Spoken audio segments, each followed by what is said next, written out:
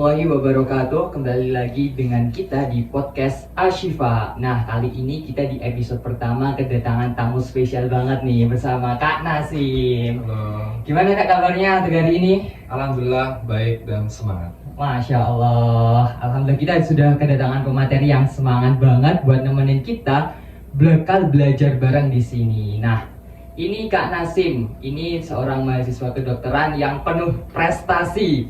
Beneran nih, kalau di FK tuh Kak Nasim sudah terkenal banget akan prestasinya. Iya gak sih Kak?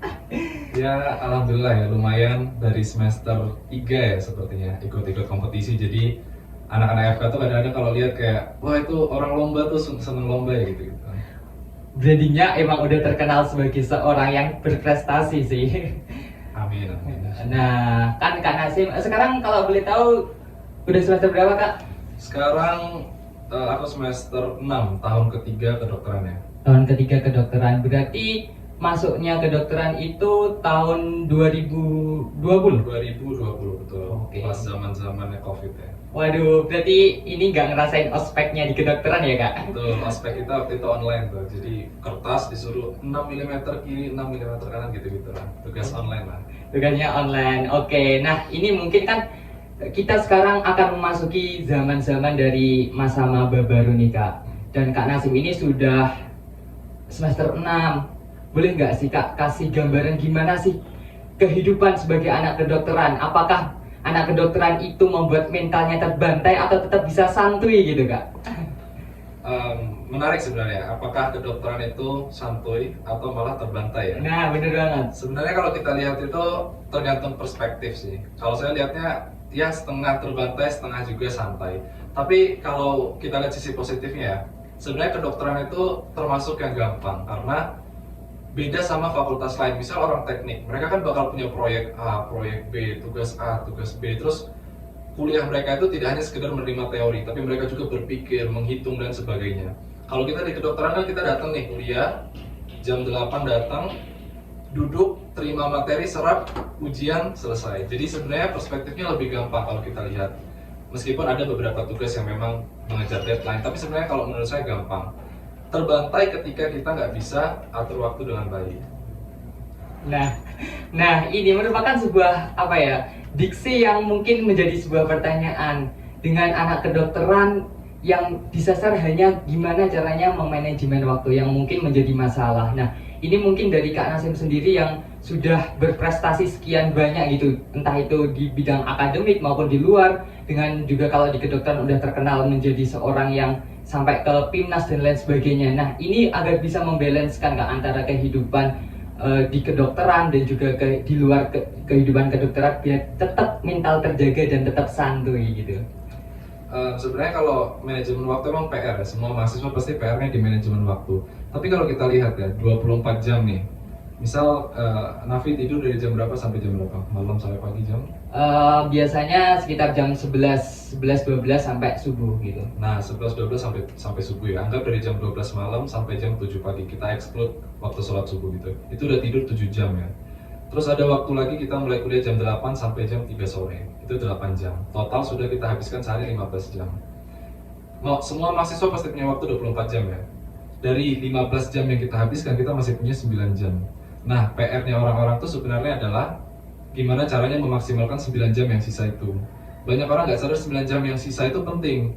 Kadang orang-orang tuh mikir susahnya kedokteran, susahnya bagi waktu itu karena mereka habiskan 9 jam sia-sia. Orang-orang yang punya keahlian itu biasanya 9 jam betul-betul dimaksimalkan dengan baik. Ada orang yang pulang sekolah langsung tidur, tapi ada orang yang pulang sekolah masih ada kerjaan A, kerjaan B, kerjaan C. Dia betul-betul produktivitasnya dimaksimalkan. Jadi PR-nya sebenarnya kalau mahasiswa mau bilang cara manajemen waktu dengan baik, manfaatkan 9 jam itu, dari 24 jam itu, manfaatkan dengan baik. Harusnya seperti itu. Keren banget nih. Motivasi, nasihat dari Kak Nasim adalah intinya kalau ingin survive di kedokteran adalah bisa memaksimalkan benar-benar waktu yang ada buat sesuatu yang produktif. Jangan hanya untuk membuat sesuatu yang kurang produktif dan akhirnya kita merasa terbantai gitu gak sih Kak? Betul, jangan scroll IG, scroll TikTok terus. Karena nggak sadar tuh scroll IG, scroll TikTok 1 jam habis gitu kan ya. Bener banget, niatnya cuma oke lah istirahat 15 menit, kebablasan jadi 1 jam. Betul. Oke.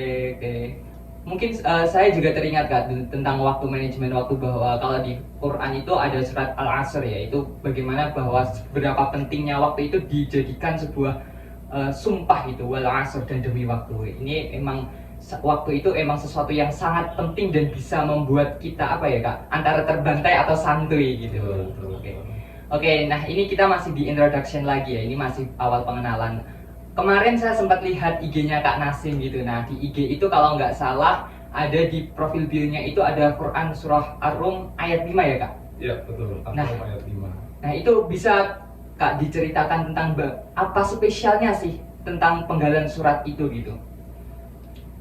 Iya, kalau teman-teman lihat di Instagram itu ada kutipan surat Ar-Rum ayat 5 ya.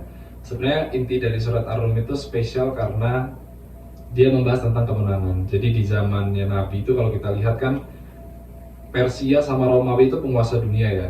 Dua pasukan ini sama-sama kuat. Nah, Persia pernah menyerang Romawi dan ternyata Romawi kalah. Nah, waktu itu akan ada perang kedua dan orang itu saling menebak tuh mana yang bakal menang, Romawi atau Persia. Karena Romawi udah kalah 1-0 nih. Tapi ternyata Quran turun dan dia jelaskan bahwa bangsa Romawi akan menang. Dan ternyata betul, Romawi akhirnya menang lawan Persia.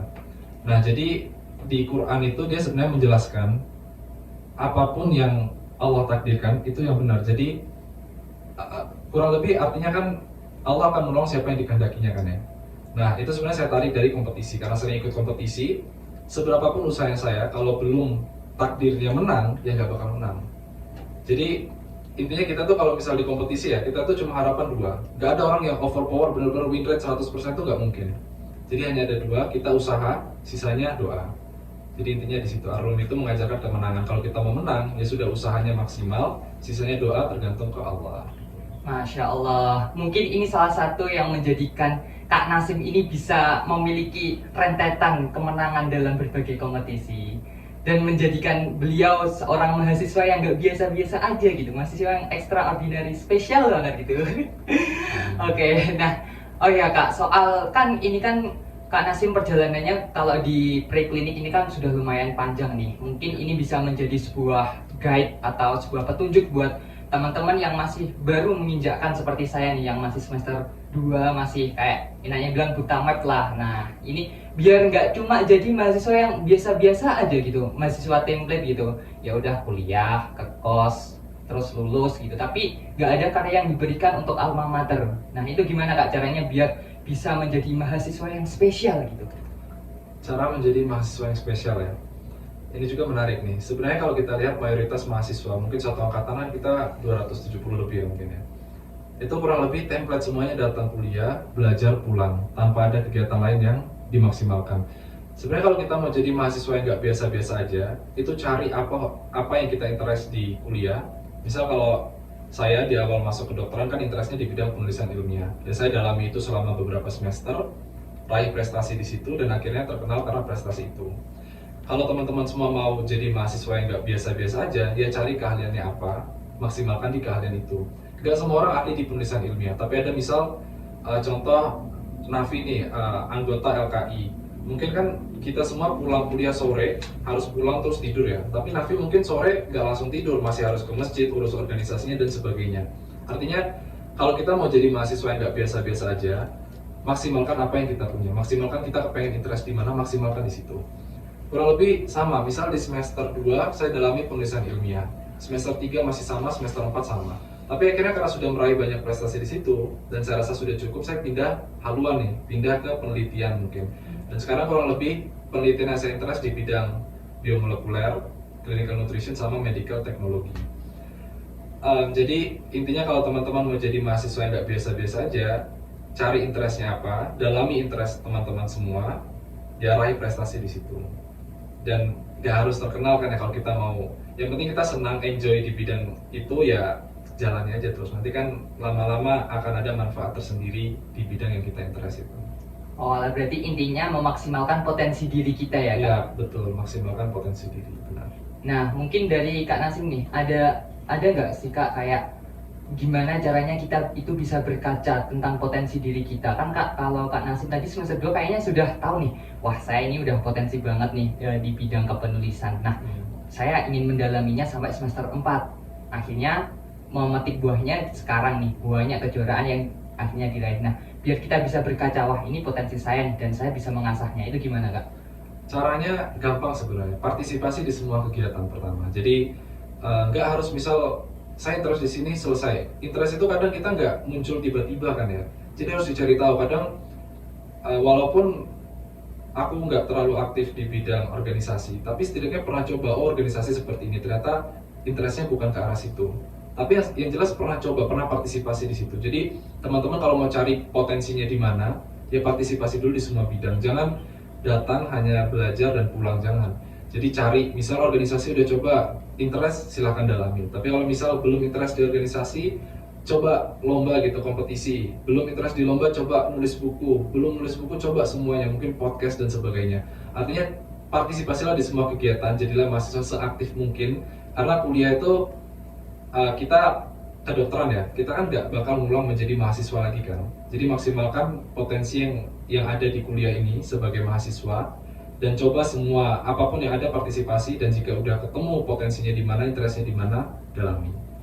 Oke, keren banget ya. Tapi mungkin ada satu hal Kak yang menjadi pertanyaan saya gitu, tentang gimana kita mencoba-coba banyak hal sampai kita menemukan interestnya dengan manajemen waktu. Nah, mungkin yang saya lihat di semester 2 ini banyak nih teman-teman yang FOMO, ikut ke organisasi ABC, terus kepanitiaan ABC, terus kemudian juga mungkin ikut lomba juga. Kemarin banyak teman-teman saya yang alhamdulillahnya di PKM kampus ya, kalau nggak salah itu alhamdulillah banyak yang juara. Nah itu kan mungkin salah satu dari bercermin dirinya kita tentang potensi. Tapi di sisi lain kita tuh kayak jadi udah nggak ada waktu lagi, dan akhirnya kadang-kadang sampai burn out gitu kan, sampai pusing, waduh kok nggak ada waktu ya. Itu gimana Kak?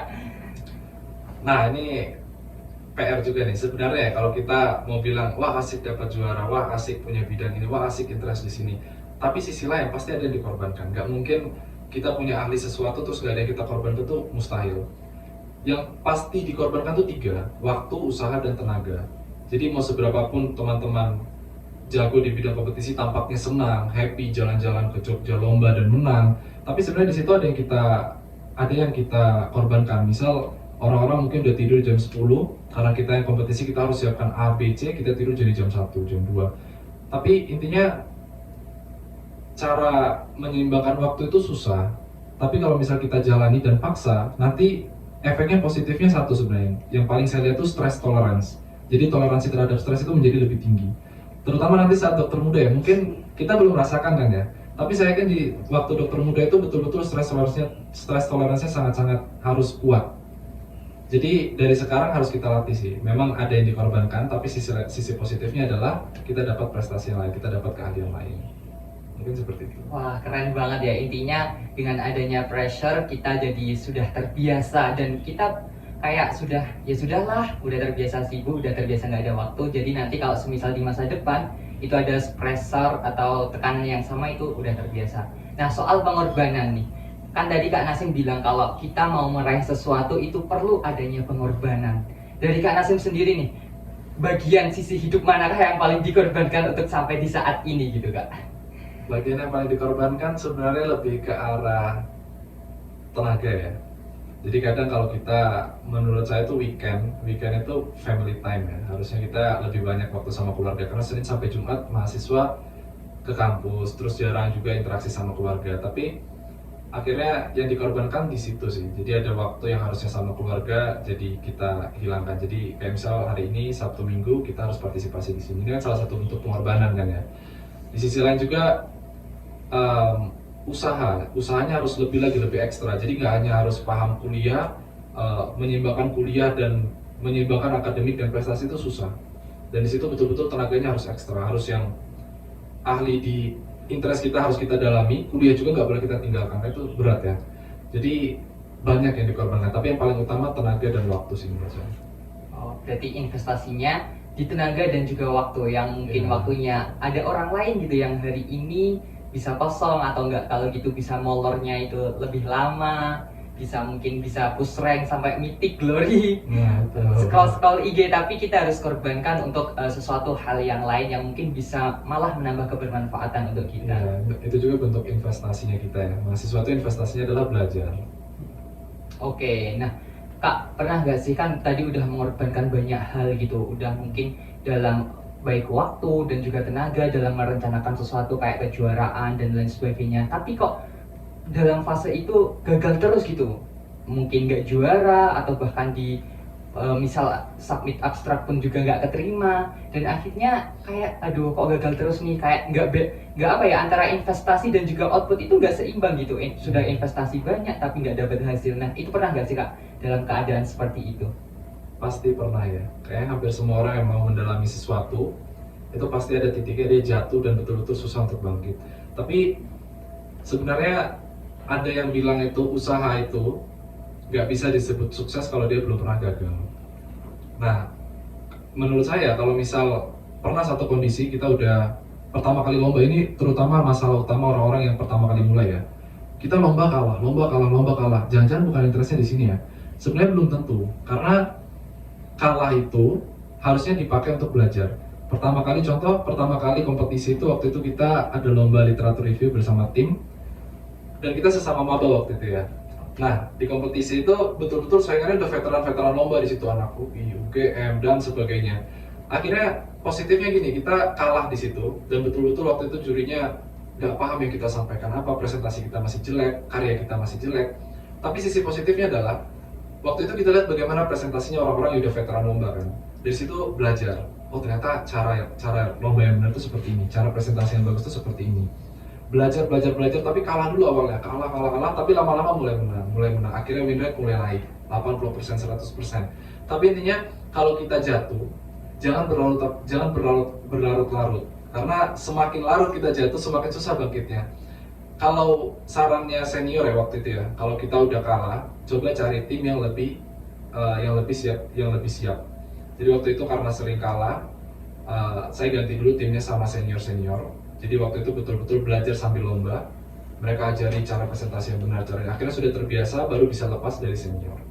Jadi kalau teman-teman pertama-tama kalah, coba ganti dulu timnya, cari senior-senior yang lebih siap di bidang itu, minta ajar dari mereka, pahami betul bagaimana caranya mereka berlomba, bagaimana mereka bisa menang, dan akhirnya ketika menang ya teman-teman ajarkan lagi ke junior-juniornya. Oke, jadi intinya janganlah terlalu berlarut, tapi kalau bisa segera bangkit dan itu nggak membuat kita berhenti ya Kak? Ya betul, jangan sampai berhenti. Oke, berarti dari Kak Nasib sendiri kalau selama ini gitu ya, kalau misal kalah ya udah nanti nggak kapok intinya, ya udah pokoknya lanjut terus gitu ya. Lanjut terus. Wah keren banget nih. Kalau saya mungkin apa ya, memikirkannya kalau udah banyak kali apa sudah terlalu banyak kalah gitu kan, kadang kan banyak orang yang ya udah deh ini kayaknya bukan bidang saya dan akhirnya pivot dan gagal lagi di situ, akhirnya banyak mencoba sampai dia nggak mendapatkan sesuatu apapun. Nah itu kayak gimana Kak? Nah ini pernah nih, kalau teman-teman nonton di seminarnya Dr. Gamal mungkin pernah ya dibilang, ada waktu kalau kita kalah, penontonnya jawab lanjut, kalah coba lagi, tapi ada satu buku tuh bilang, ada satu waktu kita kalah dan betul-betul di situ kita harus sadar, ada waktunya kita berarti itu mungkin bukan interestnya kita. Misal ada orang-orang yang coba nulis literatur review, nulis ilmiah, kalah, gagal, mungkin interestnya bukan di situ. Terus dia pindah ke bidang video, ternyata dia juara terus di bidang video, artinya interestnya berbeda ternyata, bukan di bidang itu. Jadi walaupun ada titik kalah, kita coba, ada titik kita harus berhenti. Memang mungkin itu bukan interestnya kita dan kita harus coba yang lain, dan mungkin ada yang lebih baik di tempat yang lain. Oke, jadi memang harus itu ya Kak, menyadari bagaimana sih keadaan kita, apakah ini lanjut ataukah ini ya udah berhenti, kita pivot gitu ya. Iya betul. Jadi betul-betul harus sadar, oh kayaknya ini masih bisa kita coba, kayak potensinya harusnya di sini. Tapi kalau misalnya udah gagal, kayak potensinya mungkin di tempat yang lain, cobalah yang lain gitu.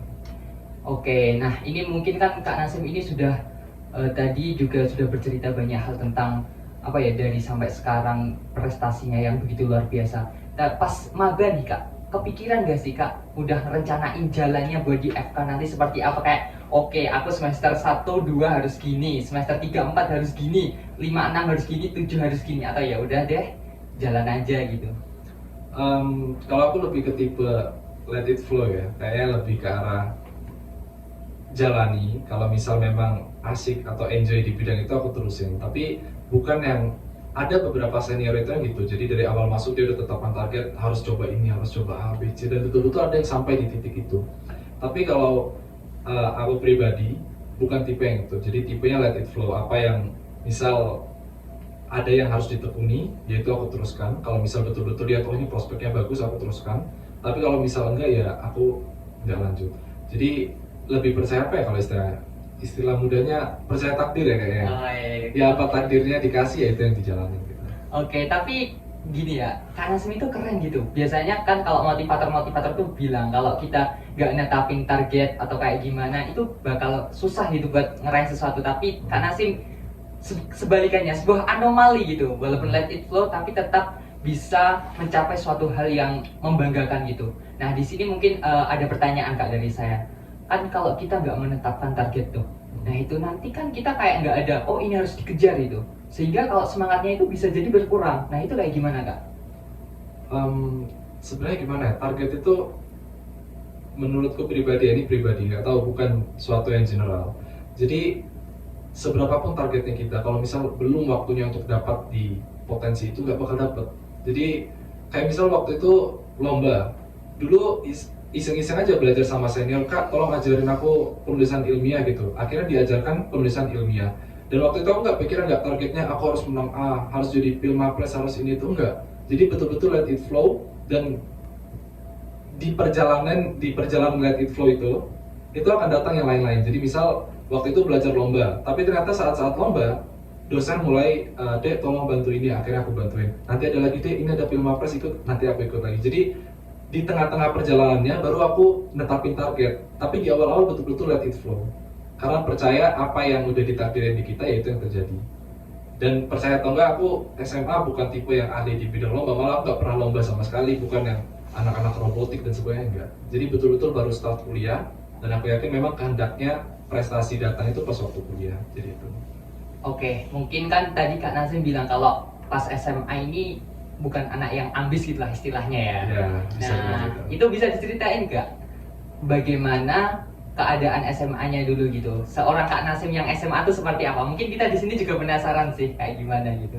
Di SMA ya, sebenarnya di SMA itu aku lebih suka di bidang olahraga. Jadi volley, main di basket juga bisa, di renang bisa, jadi lebih banyak ke bidang olahraga. Tapi kalau dibilang kompetisi itu nggak kepikiran sama sekali di waktu SMA. Jadi betul-betul SMA masih hidup yang ya datang SMA, belajar, olahraga, pulang. Cuma siklusnya gitu. Tapi kuliah itu berubah karena memang masuk kuliah itu kan kita effortnya besar ya. Masuk UB itu susah, masuk ke dokteran itu mahal, dan betul-betul untuk kita jadi dokter itu perlu effort yang luar biasa. Jadi berubah signifikan saat kuliah ini.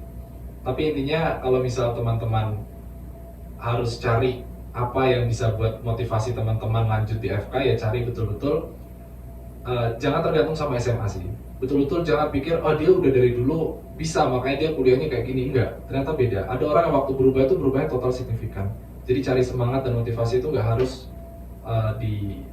dipatok dari yang masa lalu. Ada yang waktunya kita start dari awal gitu. Oke, jadi ini pesen ya buat teman-teman yang mungkin nanti masih baru maba di SMA-nya itu biasa-biasa aja dan ngerasa ya mediocre lah orang-orang biasa. Tapi jangan khawatir, jangan minder. Teman-teman kalau nanti semisal terkhusus ya kalau nanti semisal udah keterima di UB, udah keterima di FK, nah teman-teman ini sebenarnya adalah orang-orang spesial yang itu nanti bisa membuat lembaran baru yang lebih berkilau dan tidak biasa-biasa aja gitu. Walaupun di SMA-nya mungkin jarang ikut olimpiade, lomba dan lain sebagainya. Mungkin itu sih kalau buat nanti pesan-pesan buat teman-teman maba. Benar gak sih Kak? Betul, sangat-sangat betul.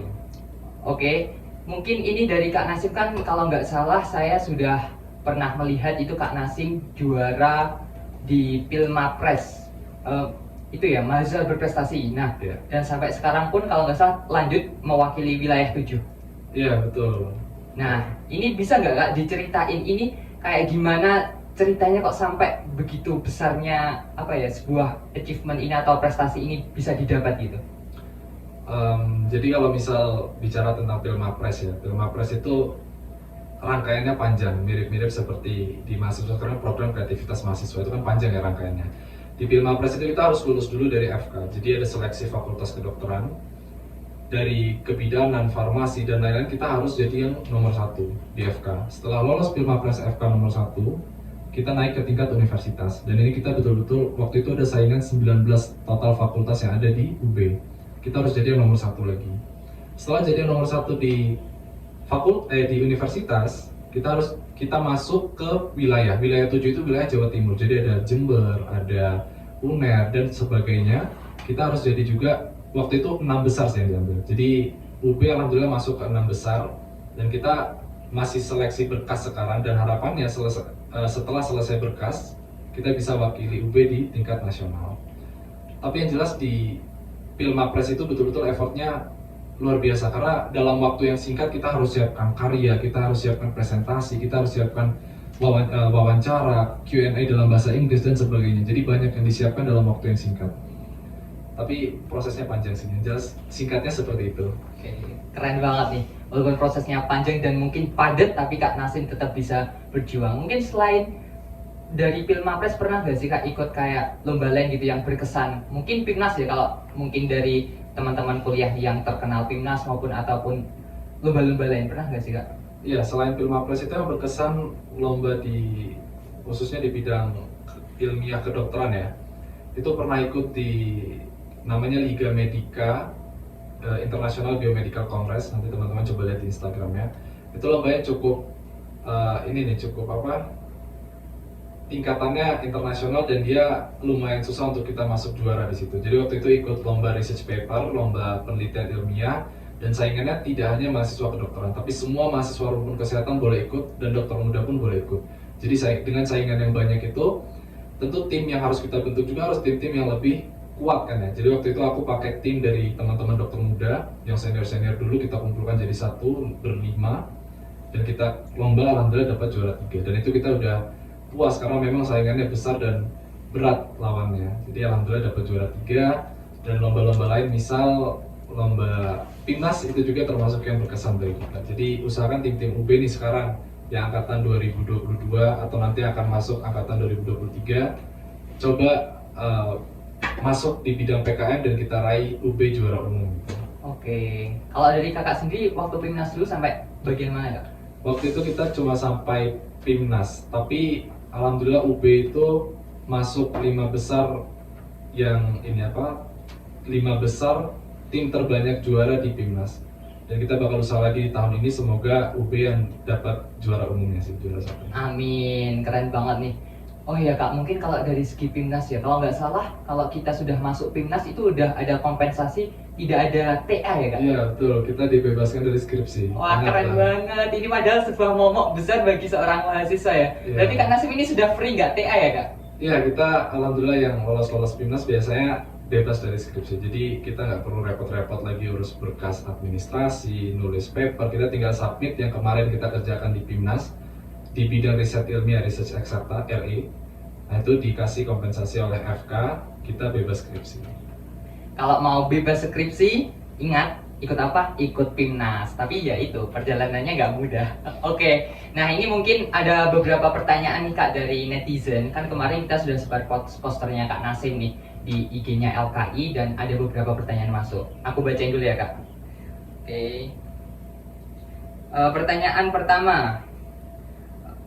Kak, bagaimana caranya buat mengawali suatu karya litref atau esai gitu biar dapat ide? Nah ini Kak, gimana Kak? Spesifik di bidang literatur review ya. Sebenarnya ini umum sih.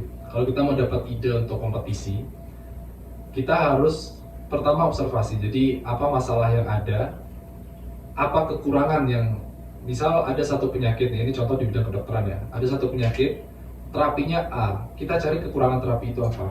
Nah setelah ada kekurangannya, ya kita kasih solusi yang kita tawarkan apa.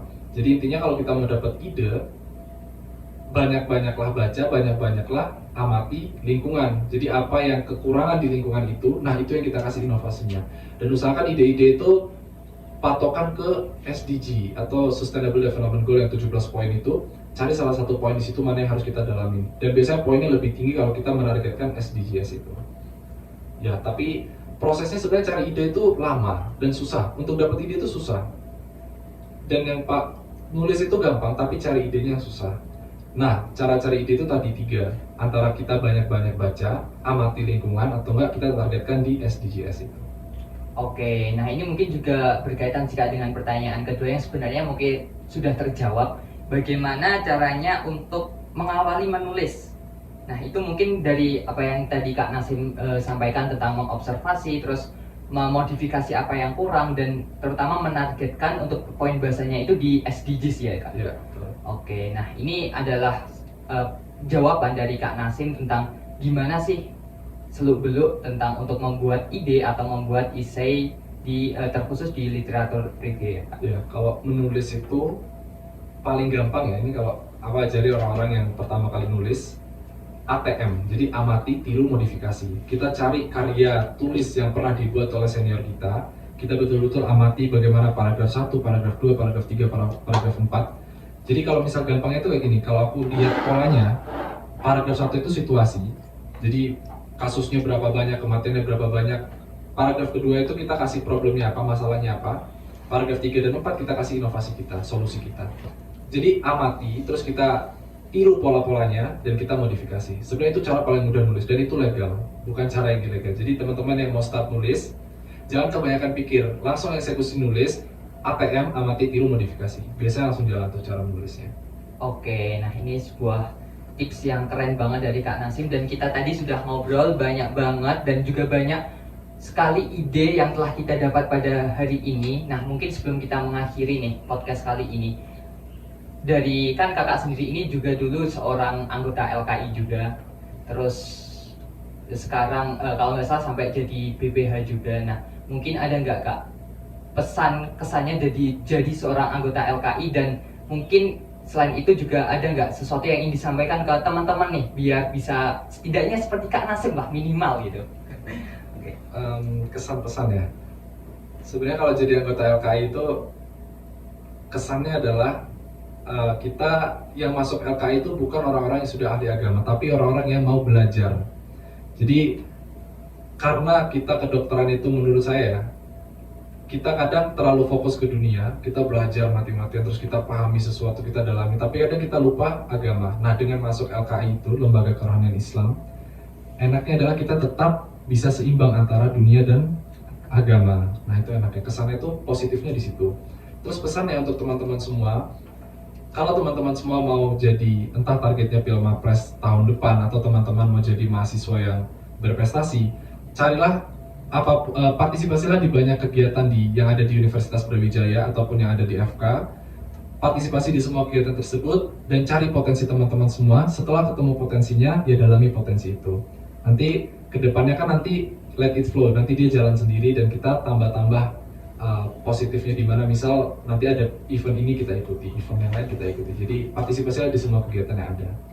Oke, nah mungkin kalau bisa saya tarik benang merahnya nih dari awal sampai akhir ini adalah bagaimana cara kita untuk mengetahui potensi diri kita.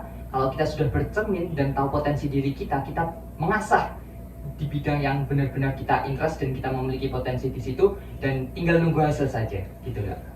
Oke, nah kita sekarang sudah berada di penghujung podcast. Nah ini mungkin untuk podcast yang episode pertama ini dengan Kak Nasim, seorang mahasiswa yang berprestasi menjadi seorang wakil dari UB, dan mari kita doakan bersama biar nanti bisa mewakili UB sampai ke nasional dan membawa nama harum UB di kancah nasional. Nah, pesan buat teman-teman semua dan juga pemirsa bahwa setiap dari diri kita itu memiliki potensi masing-masing, dan cari potensi diri kita, kembangkan, dan jadikan itu sebagai ujung tombak untuk mendapatkan sebuah prestasi. Nah, ini adalah podcast Ashifa. Nantikan terus podcast kita selanjutnya. Dari kami, terima kasih. Wassalamualaikum warahmatullahi wabarakatuh.